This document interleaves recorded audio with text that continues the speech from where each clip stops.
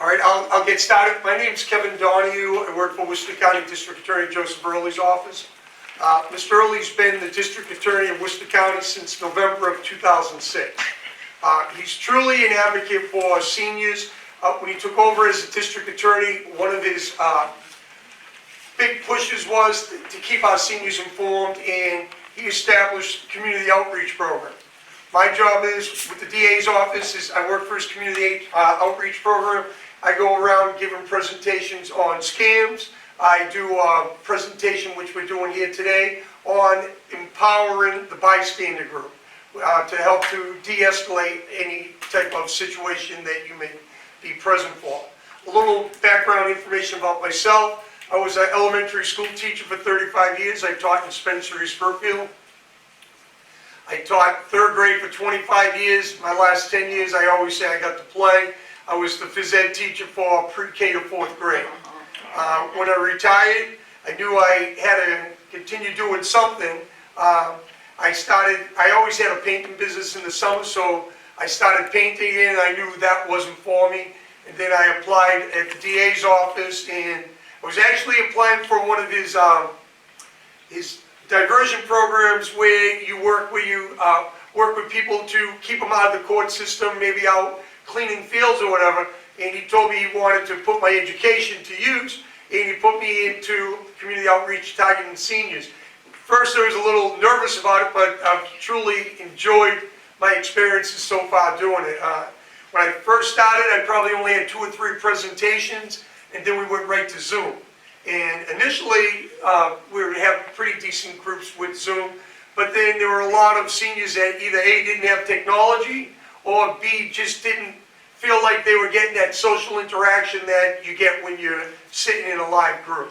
So I really enjoy these much better, because when you're doing Zoom, a lot of times you just have notes that might be right down in front of you, and it's able to just kind of peek and just almost read from a script, where when I do a presentation now, it's everything, I'm just sharing what I know, and if anyone has any feedback, I'm always willing to create that type of dialogue with you. Now, the presentation today, like I said, is about creating a caring community. But before I start on that, I always just want to make sure that our seniors are up to date on different scams, and I'm just going to talk real quickly. As far as scams go, the number one way scammers are reaching out to seniors, as well as everyone else, is through the phone.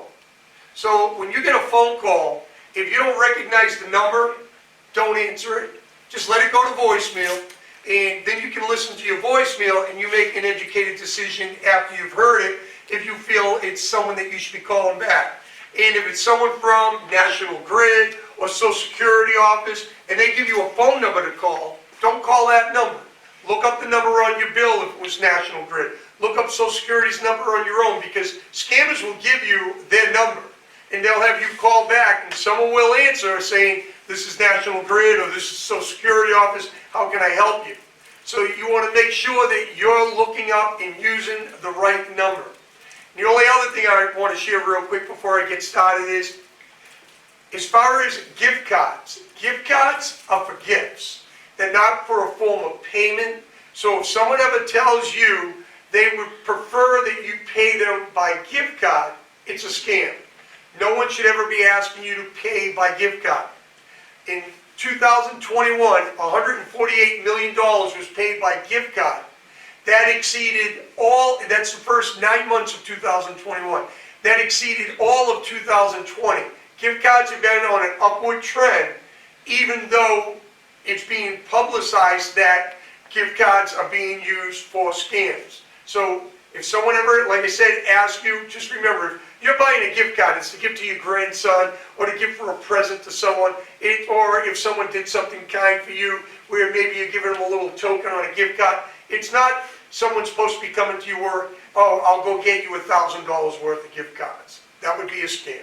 So that's all I'm going to touch on, and maybe we could set something up where I could come back and talk a little bit about scams, but I just wanted to make sure everyone realizes that the phone is the number one way scammers are reaching out, and the reason they're doing it is because it works. It's working for them. And COVID really set a unique situation for them. because they knew everybody was home. They knew people were by themselves, waiting for phone calls, and they knew that we're all anxious to speak with people, and so they wanted to get you on the phone, because once they get you on the phone, they create that sense of urgency, and then you're not necessarily thinking about it, and you're doing whatever they're asking. Okay, I'll move on to the presentation. The first slide is just the title. It's Creating a Caring Community. It's a presentation to address bullying and how to create a caring and safe environment. This presentation has probably 5 or 6 video clips. I'm not sure how many I have in it. I found those, they were made by a group in Worcester called SrCtr. That's Retired Senior Volunteer Program. The clips are probably about 10 years old. I found them and I'm looking at them, I'm thinking, they went through all this time to make the clips, and if they put them all together, it was a good bullying presentation, so I've been using them in my presentation. All right, now this is what an elderly gentleman said after being bullied. I just go to my room and barricade my door and just pray. I felt like a slug, like I was nothing, like I wasn't even human. Now, bullying can affect everyone in different ways. This gentleman felt he had no recourse other than to go to his room. And that way he's eliminating the bullying situation. Well, if we put ourselves into basically confinement, you think about it, there's a lot of things that can happen. Cognitive decline, poor nutrition, okay, heart disease. Now, this gentleman, he could have had some options, but because it affected him so drastically, he couldn't think of what else he could possibly do. He could have possibly reached out to a family friend or a family member and asked them to act on his behalf as an advocate to speak to the housing director where he lived to see if maybe they could resolve the issue. Or if he felt that he was able to, he could have done it on his own. But many times, someone else might not be aware of a situation that's happening. And like for this gentleman to go into his basically confinement where nothing good will come of that. You're going to lose all the socialization that's out there. About 2 months ago, I was reading an article, and it was about Salem, Mass. And Salem Housing Authority, basically this hall was a little longer, but a woman had to walk in from this door, and her apartment door was right over there. And she called this hallway the hallway of intimidation. By that, when she would enter this room, this hall, or when she would leave her room, she said there were always 3 women in the hallway, always making remarks, making her feel uncomfortable. What did the woman do? The same thing as this gentleman. She ended up basically confining herself to her own room because she didn't want to experience that situation. And when she left that room, she ended up going to the hospital for care. So it's important that if we see a situation, that we make the person realize that there are people that care about them. And to make them feel accepted and important members of our community. Now, I'm not necessarily talking about you directing your attention right to the bully, but direct your attention to the target and make that target feel welcome. You can share the information about the bully with the director of your facility afterwards. That's their responsibility to deal with it. Your job is just to try to help de-escalate, make that person feel comfortable and wanted, and as a member of your community. Now, what is bullying? Bullying is a targeted, repeated pattern of behavior designed to upset, intimidate, or exclude another person or persons from a group. Bullying is about social power and balance. Basically, all that means is this. If she went to sit there and I tell her she can't sit there, that's my seat, and if she leaves and goes sit somewhere else, I feel stronger. And I took her strength away, she feels weak. Because I forced her will. I forced her to either move, or what may happen is she may actually not even stay. So she's going to lose out on the socialization. She's going to lose out on all that interaction. But the bully feels stronger as a result of making her move her seat. Now, what isn't bullying? Bullying is not occasional disagreements or offhand remarks. I grew up in a family of 8. I have 6 sisters and a brother. We argued all the time, but we didn't bully each other. There's a difference. We all have different arguments from day to day, and we're all going to disagree on different things. That's not bullying. That's not trying to make someone else feel weak and to make yourself feel stronger. Bullying is not inappropriate behavior due to dementia or other mental health conditions. Someone has to be in control of their behavior for it to be called bullying. Now, specific bullying behaviors. Spreading rumors or gossiping, that's when you talk about someone behind the back, but you share it with everyone else, so everyone else may think some of these things to be true about an individual. Shunning and excluding. For example, the 3 of us could be sitting together, and maybe we get up and I look to you and I say, hey, you want to go get a cup of coffee? I look to her, I didn't include the other person sitting in that group. I'm excluding her from the group. If you're sitting in a group and you want to do something, if you're trying to just do it with one individual, maybe you should ask them on the side, but when you put it out in front and everybody else hears it, they feel like they are being excluded. So you don't want to make anyone else feel uncomfortable. The big one, whether or not everyone wants to admit it, can be the seat saving, place saving. No matter where I've gone to some real nice living facilities. I'm not going to mention the name. I was at one, and this woman, after I was done with the presentation, she raised her hand. She said, the first day I moved in here, I went to sit at a particular table, and a woman from across the hall yelled, hey, you can't sit there, that's my seat. And I asked her, how did that make you feel? She said, not welcome at all. She said, it makes you second guess whether or not you should have actually moved there, because that's a first impression when you walk in somewhere. And if you don't feel welcome, then you're starting to wonder, do I really want to be here? Next one, rude comments and name calling. That's directly saying it to someone. That was like the woman in Salem Housing Authority having to walk by the 3 women in the hallway of intimidation, where she preferred to just stay in her room than rather come out and have to be exposed to that. Disruptive behavior, that could be anything. You could be watching a movie, you could be at a presentation, and someone's just making a lot of noise or doing something to take the focus off of what's you're there for and putting the focus on them. And the last one, bossing or controlling. One of the things I say at a lot of senior centers and living facilities is there's no seniority in being at a facility longer than everyone else. And by that I mean this: if I joined Sutton Senior Center, because I'm a senior too, so I could come in here. If I joined Sutton Senior Center, when I come in here, the rules that apply to you are the same rules that apply to me. But sometimes what happens is some seniors that have been in place longer try to institute different rules on newbies, so to speak.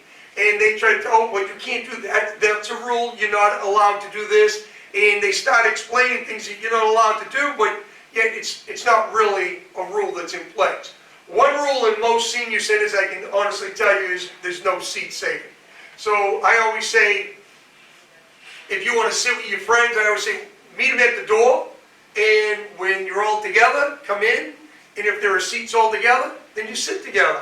If there's not enough seats together, then break your group up if you really find the need to sit. I feel senior centers, you're better off where you just sit somewhere and you meet somebody else that's new. I mean, I'll be perfectly honest with you, that's what I like about, doing presentations for the district attorney's office. Every time I go somewhere, it's someone different that I'm meeting, someone different that usually I'm speaking with either before the presentation, like you two were here early, and we were sharing different stories about our lives. That's what I enjoy doing. I think, and that's the whole idea of joining, I think, senior centers. Okay, the bullying dynamic. There are 3 roles in the bullying dynamic. There's the aggressor. That's the person that's doing the bullying. There's the target. That's the person who is the target of the bully's behavior. And then there's the bystander group. That's the witnesses to the bullying behavior. It's usually the largest group in the bullying dynamic. And I say usually because sometimes a bullying situation can take place and there's just a bully and there's a target and there are no bystanders around. But usually the bystander group is the largest group. And when empowered, if just with act of kindness, they can de-escalate a situation. Now, public places and spaces. There are regulations in place regarding conduct in public places. Now, I'm sure when you become members of Sutton Senior Center, they don't come out necessarily and give you particular rules that apply to the senior center. But if someone's, breaking rules consistently, they may inform you that this is a rule, and in order to be a member to continue to be able to come, you have to conform to these particular rules. Now, all senior citizens are welcome at senior centers. And I would like to say, not only are all senior citizens welcome at senior centers, but that they should feel welcome, because there's a difference. You could be welcome to come in, but you feel like you're accepted by everyone else that's in there. That, to me, is more important. In community space, this doesn't necessarily apply to you, but community space in a housing complex is for all to enjoy, and behavior may even be defined in a residence lease.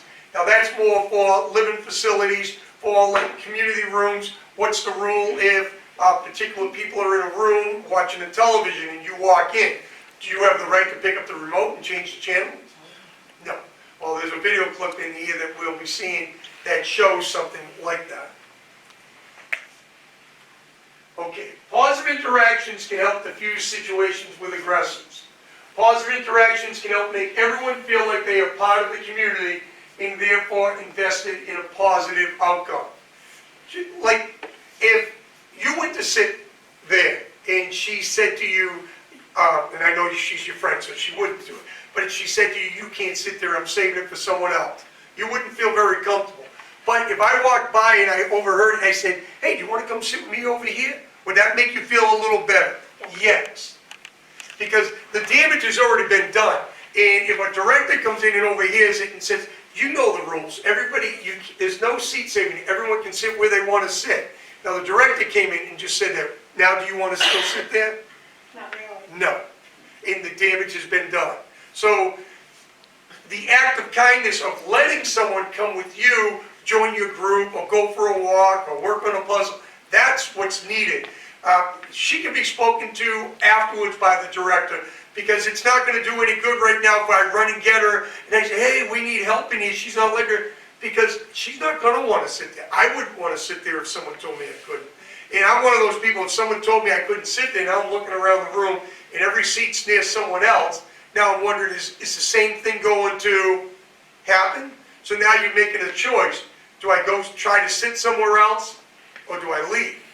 And unfortunately, if you choose to leave, you're losing out on an opportunity for socialization. Okay, creating a caring community. Now the presentation basically will begin. Community places can invite socialization and help promote a healthy lifestyle. However, these experiences can be spoiled by negative interactions. This presentation will provide video examples of real-life situations that you may encounter and give you tools to respond effectively. Now, basically, like I said, these video examples were all made by RSVP, and so they're all seniors, like myself, who are involved in these little skits. The director from Worcester Senior Center, she's in it as well. And I didn't know that, and like I said, they were 10 years old, and I was watching it at the Worcester Senior Center, and she was in there, and she looked, she said, is that me? So I looked at it, and then I didn't know how I was really saying. I said, how many years ago were these made anyways? And everybody else started laughing. Oh, I didn't mean it like that. But everyone in 10 years, features do change. Now, everyone wants to sit with friends and people they know, but saving seats in a public or community space can be problematic. This scenario will provide the bystander with several approaches for dealing with this situation. Now, I have a friend that is from Worcester, but she also has a place in Florida. She's in her 70s, and her husband's in their 70s.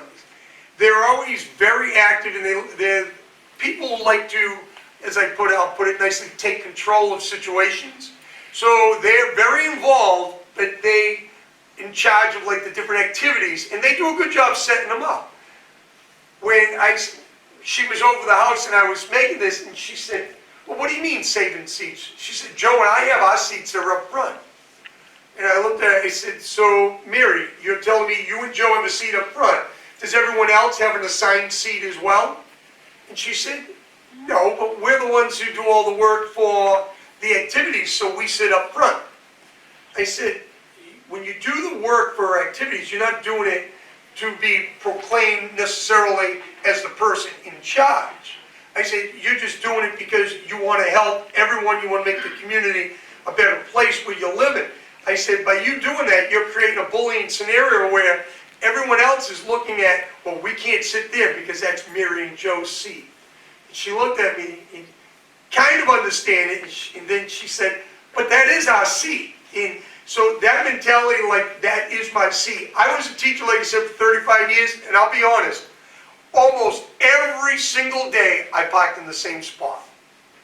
There were a few days where maybe I'm like a couple of minutes late and somebody else is in my spot. No, they're just parked in between the two yellow lines where I normally park. And it would throw your day off because, you know, now you're going to park somewhere different. I didn't go in the building and say, hey, somebody's parked in my spot. But at the end of the day when I'd come out, I'd have a senior moment and I'd be looking around. I couldn't remember where I parked because I wasn't able to park in my spot. But and that's the mentality some people have. Like, we're all creatures of habit. We tend to go to the same seat. But if somebody's in it, no big deal, we just sit in a different one. Now just bear with me, every time I go to open them, oh, it's opening quicker today. They usually take a few seconds to open.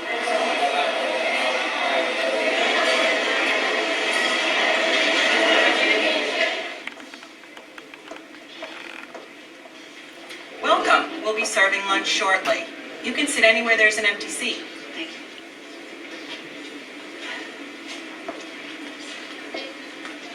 Oh, this is our table. You can't sit here. We're saving it for a friend.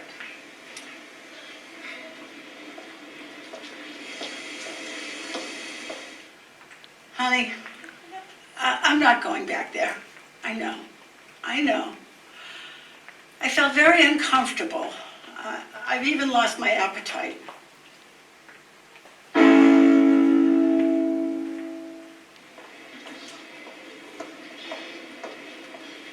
Welcome. We'll be serving lunch shortly. You can sit anywhere there's an empty seat. Thank you.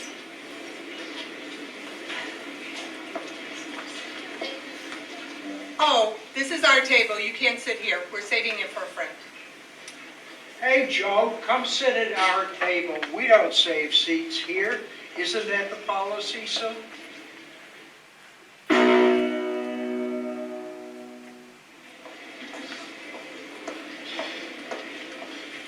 Welcome. We'll be serving lunch shortly. You can sit anywhere there's an empty seat. Thank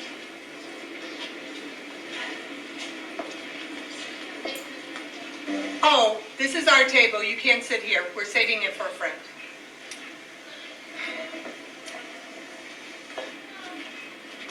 Joe, you're leaving already? You haven't had lunch yet. I'd rather not have lunch with people who are so unwelcoming. Sue, you know the senior center policy here. We're not supposed to be saving seats or tables for anybody. Everyone has the right to be here. Okay, that script had 3 different scenarios. Now, the first scenario when the woman walks in, when the woman tells her, and that woman who's the director is Suki Lapen, that's the one who I was talking about at the Worcester Senior Center. When she tells her she can sit wherever she chooses, if you look, she turns and she looks, and that nervous look on her face, where she has to go pick her own seat. So she finally picks one, and then the woman tells her she can't sit here, so she immediately leaves and calls someone. We don't know who, but she calls someone. She said she didn't feel welcome there, and I don't know if I'm going to go back. The second scenario, the gentleman overhears what's happening, and that's he's the bystander that intervenes, and he kind of puts it out in the air is how I put it. He doesn't direct the bully, but he puts it up there for the bully to hear, where he just says, you know, we don't save seats here. Isn't that the policy? Now, he didn't direct it to the bully, but the bully can hear it. And he invites that person with an act of kindness to come sit with them. And she comes over, she smiles, and she sits down. In the third scenario, the bystander that intervenes is the director of the program. And she reminds that person of the rules and that everyone has the right to sit wherever they choose.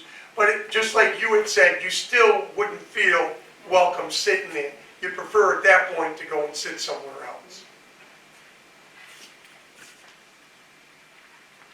All right, group exercise and group activities are healthy and fun, but everyone's ability level should be accepted and respected. Now, this scenario provides the bystander with several approaches for dealing with this situation. My question to you is, if we're all in an exercise class, do we all have to be at the same ability level? No. Do we have to be moving at the same time? The answer is no. I always say the only exercise I've ever seen where you have to move at the same time is, my daughter Megan was a synchro maid, and they had to be swimming and coming up out of the water at the same time. Other than that, we could all be in an exercise group. Some could be standing, some could be sitting, and we could still be doing the exercises. There's a group activity that there's a woman going to be in, and she's not going to feel welcomed in it. And like I was saying earlier, the exercise instructor in this name is Joe Fish, and he's very popular in Worcester. I don't know Let's all if stand you've up. ever heard of him. The gentleman up front. Marching in place. And we're going to bring our weights up to our chest and reach up into a cavity. Let's do 8 of these. 2, 3, turn your palms out when you go up, and turn your palms towards your body when you come down.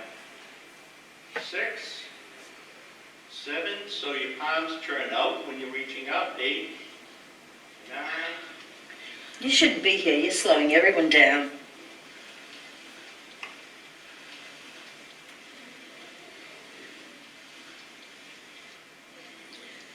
This class is way too advanced for you. My doctor said I should get more exercise, and I thought people would be supportive. I like the instructor, but this class is just not for me. I'm not coming back.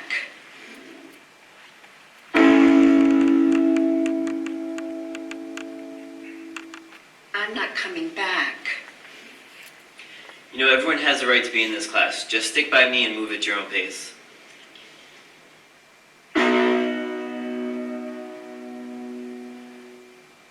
I'm not coming back. Everyone has a right to be in this class. If there was a problem, I'd be the one to address it, and I don't see a problem here. Ronnie, feel free to move to another spot if you think it will help you focus on what you're doing.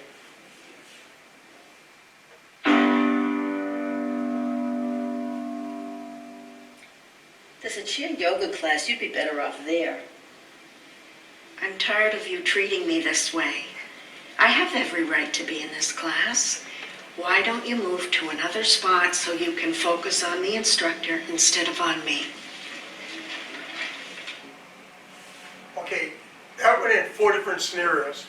Now, the woman who was in the exercise class, you could tell she either had a problem with eye-hand coordination or listening to commands and to be able to do them, where she's looking to her right, she's looking to her left. Possibly that she had a stroke and a doctor had advised her to go to this exercise class to regain strength in her mobility. And she gets there, and the person to her right does not make her feel welcome. Do you think she was actually slowing down the class? No. But do you think there could be someone who could potentially make a comment like that and make someone feel uncomfortable? Yes. And probably, yes. So in the first scenario, she just leaves. So she's losing out on the socialization, and she's losing out on the physical activity that her doctor suggested she get. In the second scenario, the big guy wearing the blue shirt tells her, hey, just stick by me, just work at your own pace, you're doing great. In the next scenario, the instructor steps forward, and he tells her, hey, if there was a problem, I'd let you know, and there isn't one. Just keep working at your own pace. Then in a nice voice, he looks to the other person and he says, if you can't focus, then maybe you'll want to, find a new spot in the class. And in the last scenario, the woman sticks up for herself. She did it in a calm voice. Because if you raise your voice to someone who's bullying you, then the bully's voice goes up. And like I was there, one presentation, one gentleman said, loudest voice wins. I said, what? He said, loudest voice wins. I said, do you think it really always works that way? And he looked at me, it does with me. I said, well, in real life, I said, loudest voice does not always win. I said, all you're really doing is getting the other party to escalate. And in these scenarios, we are not trying to escalate any type of situation. We're trying to make the target feel welcome. And then it's up to, we'll share our information with the director or whoever's in charge, and then they can address that issue separately, where it doesn't have to be in front of a lot of people, where then you can rationally try to talk about the situation. But the secret there was the woman did stand her ground and said, basically, hey look, my doctor said for me to come, I'm staying. If you can't focus, maybe you should move. But she said it in a nice, calm voice. We just covered that. Okay. Whether it's bingo or other activities, newcomers can feel uncomfortable. Community members should reach out and welcome new participants. Remember when you were new. Put yourself in their shoes. Okay, now, not to put anyone on the spot, but has anyone ever been somewhere, you can just raise your hand or nod, where when you walked in, you just really didn't feel accepted? I know I've been places. Okay, and it's real. And like, I want you to really pay attention to, when I turn this next video on, what the person behind the desk says to the person of why she can't join the bingo group. Because that's really the key, is why isn't she want to allow her in? And the woman, just to give you a little background, the woman behind the desk is a volunteer, but some people volunteer for the right reasons, other people volunteer for the wrong reasons.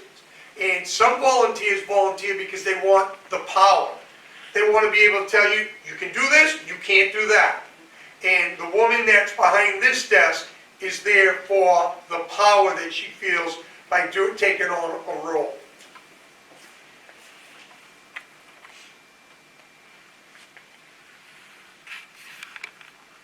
That's the one thing. I told you I have the old computers. It amazed me. I thought it was just the videos, but when I was at the Overlook, they hooked it up to their machines. Boom, it went right on. It's down. 2727.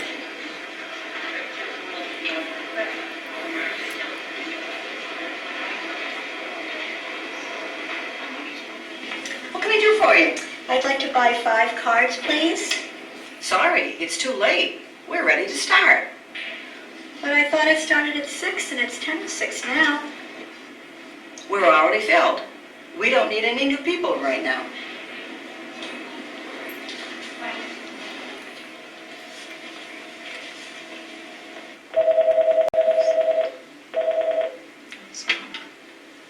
Hello, June? Hey, Mom, I thought you were going to bingo tonight. I'm at bingo now, but I'm not staying. What's the matter? You sound upset. These people are so mean. I wish I'd never moved. I love being near you and the children. But I left behind so many good friends. It doesn't look like I'm going to make any new ones here.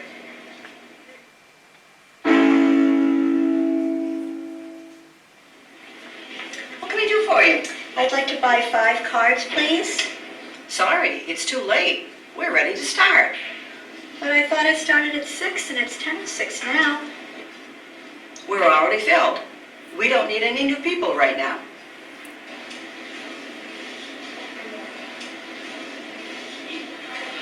Oh, it's so good. I'm so glad you decided to come tonight. But you're going the wrong way. Oh, we could, I'll tell you what, let me grab some seasons of cards and I'll see you. No, thank you. I don't think I'm welcome here. I didn't appreciate how rudely the woman selling cards treated me. Oh, I'll deal with Kathy. Sometimes she gets too big for her britches. Kathy, this game is for every tenant in the building. Your job as a volunteer coordinator is to welcome people and to give them their bingo cards. Beth is new to the game. She will be sitting with me. 10 cards, please. What can I do for you? I'd like to buy 5 cards, please. Sorry, it's too late. We're ready to start. But I thought it started at 6 and it's 10 to 6 now. We're already filled. We don't need any new people right now. The flyer says the game starts at 6. I see plenty of seats. I'll take 5 cards, please. Okay, and she walks in. What are the 3 things the woman says to her? Can anyone tell me one of them? You need more people. What's that? You don't need any more people. That was the key. It was, first she said, like, there are no seats at the time, but she said, we don't need any new people. Any new people. In other words, that's her first time in there, we don't need you here. So that's not, like, she's supposed to be there to welcome people. That's not welcoming someone. Now, that first time she walks in, she leaves, she calls her daughter. You find out a quick little history about this woman. She sold her house, she relocated, she wanted to be near her daughter and her grandchildren, and now she feels unwelcome. She doesn't feel like she's going to make any friends, and that's from that first experience that she had there, because that's what we all go off of. Like, you walk in somewhere, if you feel accepted that first day, you leave, say, oh, what a great place. That first day you walk in and you don't feel accepted, you leave, say, I'm never going back there. Nobody, I don't see myself making any friends. That's how that woman left that first day. She called her daughter and she said, I wish I never sold my house. Now,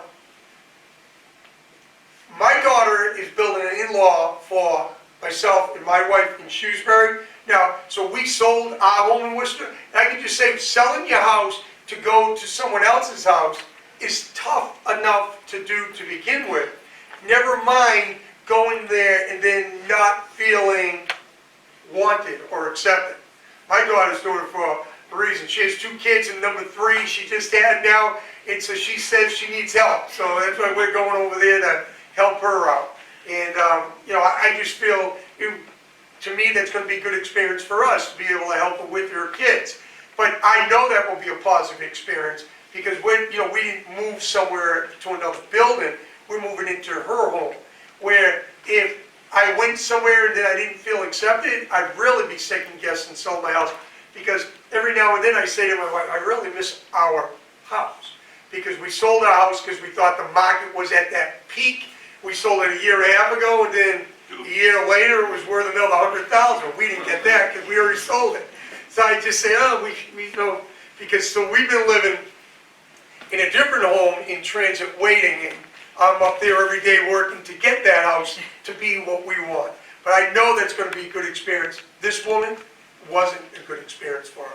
The second scenario, a woman overhears what's happening, and she approaches the volunteer and reminds her that this game is for all tenants, and I will take 10 cards. She will be sitting with me. In the final scenario, the woman speaks up for herself, but again, it was in that calm voice. She never raised it, and she just said, I will take 5 tickets, please. It's 10 of 6. I see plenty of seats. I'm staying. And the woman gave her her tickets. Now, every site has guidelines for their participants and or residents. Anyone who meets those guidelines has the right to be treated with respect. Now, in Worcester, there are facilities that it's 16 over and young adults with disabilities. So you can have a wide range of people living in one facility where they have to learn to get along. Sometimes there are individuals who like to harass or make fun of an individual because of a particular disability. And I don't know if they feel like that's making them stronger, but if I was to see something like that, I mean, you can't help but intervene to make that other individual feel welcome. because many times there might be chores for them that are so much more difficult to do, and they don't need the ridicule that someone else is trying to put upon them.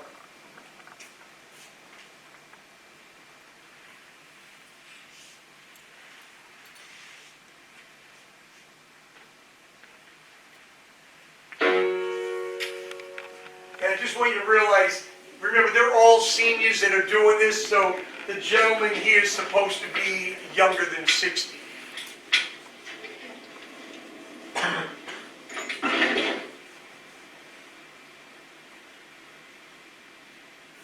I don't understand why he lives here and doesn't move to a building for the handicapped. This building is for seniors. He's not even 60. Ron, every day they insult me when I come and get my mail. Sometimes I skip it altogether, but I need my medications. They're coming today, and I need my mail now.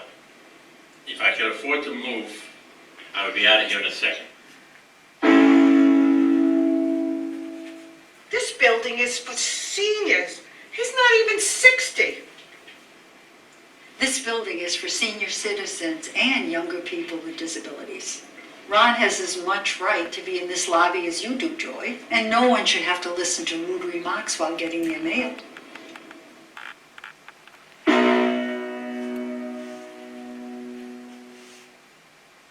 He's not even 60. Ron, every day they insult me when I come and get my mail. I'm glad I was here to remind everyone that this is a community space here at Agewell Apartments. All residents have a right to be here and to be treated with respect. Ron, feel free to call me if you need assistance with your mail in the future. Okay, that skip basically had 3 scenarios. The first one, the gentleman comes in to get his mail and the person makes fun of him and basically is saying, I don't understand why he's even in this building, why he doesn't go live somewhere for a place for people with disabilities. His comment that he makes when he's speaking with the director is, I would move out of here in a heartbeat if I could afford to, but I can't. Can you imagine living somewhere because you have no money to be able to move somewhere else, but not liking the situation that you're in? In other words, every day it's the same type of situation. That's what he was exposed to. I can't imagine life being like that. When I go to work, I like going to the district attorney's office. When I came here, I didn't know anyone here, but when you come in, it's just, you're comfortable, and I feel like it's a nice place to be. But imagine going to that mailroom and experiencing what he has to experience. Now, in the second situation, the woman that speaks up that's sitting aside of her reminds the woman that this building is for everyone. It's for people 60 and young adults with disabilities. Ron has the right to be here just as much as you have the right to be here. And I always look at that one almost like the hallway of intimidation, but the thing was only one woman was really doing the intimidating there. In the third scenario, the director reminds everyone what the rules are, and then he also says, Ron, feel free to reach out to me in the future if you need help getting your mail. Now, I like that he put the rules out there, but I just think it's still a sad situation if Ron's going to have to reach out to him to get his mail so he feels comfortable going there. Going to get your mail should be, a second nature thing where you just go and you do it, and you should feel comfortable because it's part of the building that you live in. And we should all feel welcome no matter where we are in our own building.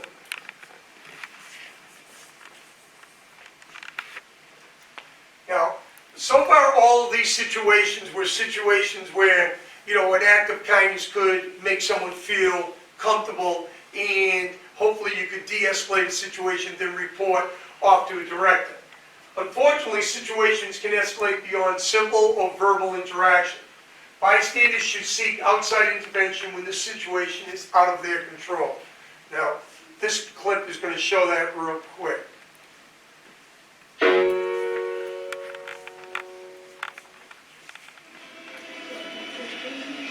Well, darling, it was also many doing? I was watching that channel. I don't care. I'm a red-blooded American. I want to watch sports. I'm going to my apartment, but this won't be the end of it.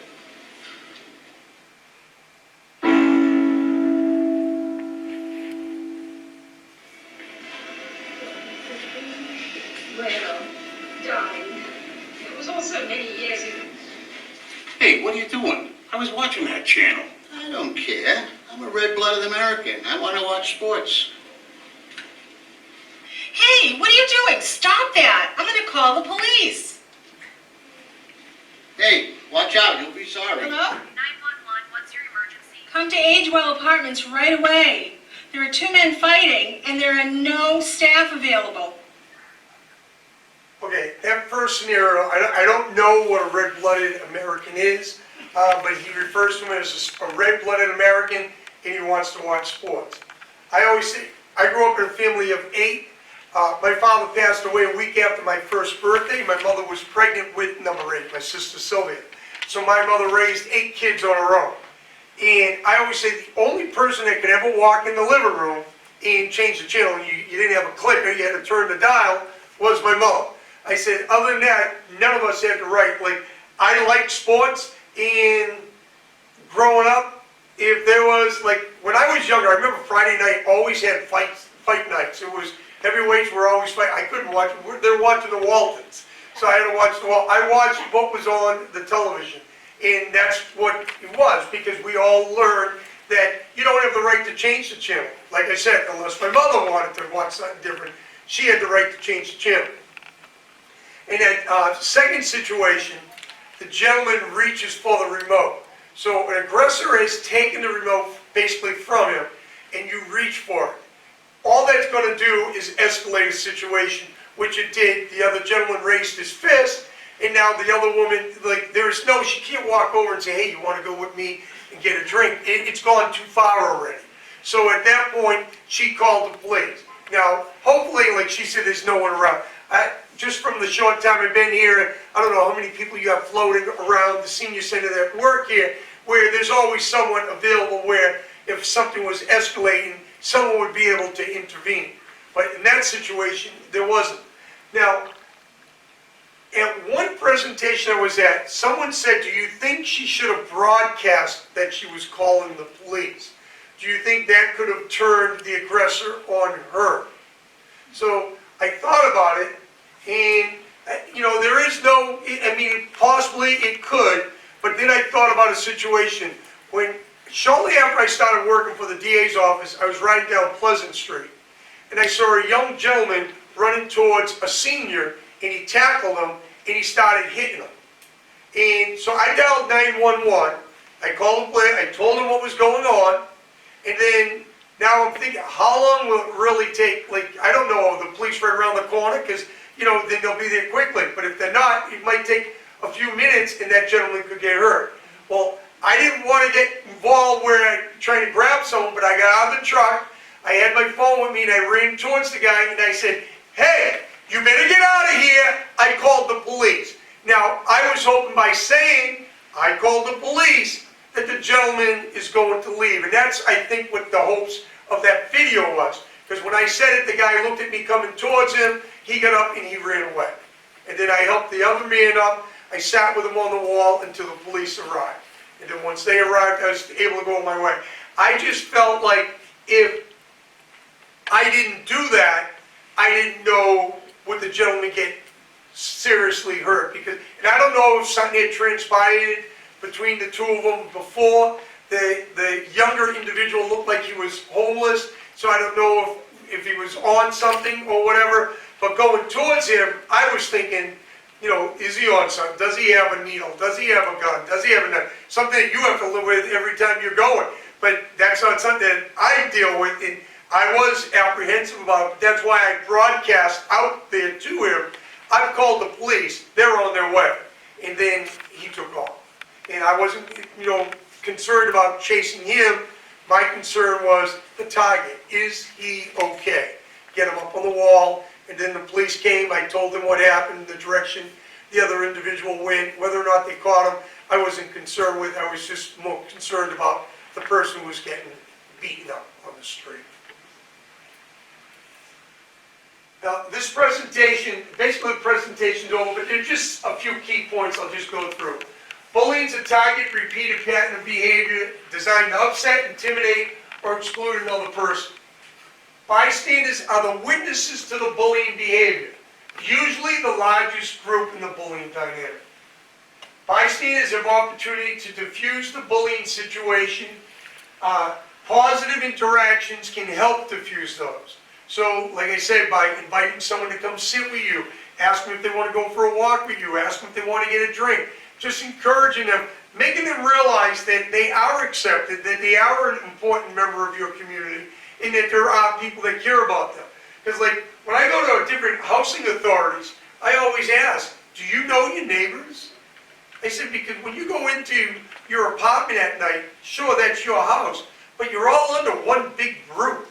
It'd be nice to think that everyone in an apartment building kind of looks out for the neighbors. And one thing I always say to them, which I'll say to you, is I encourage you to say hi to someone that maybe you don't normally greet, because you don't know, sometimes you might think this other person has lots of friends or whatever, and they might not have many people, and your good morning might make their day. When I said that once, a woman spoke up. She said she was married for 50 years, long time. Her husband passed away, and for, I don't know how long, few months, when she would go to the senior center, nobody ever really spoke to her.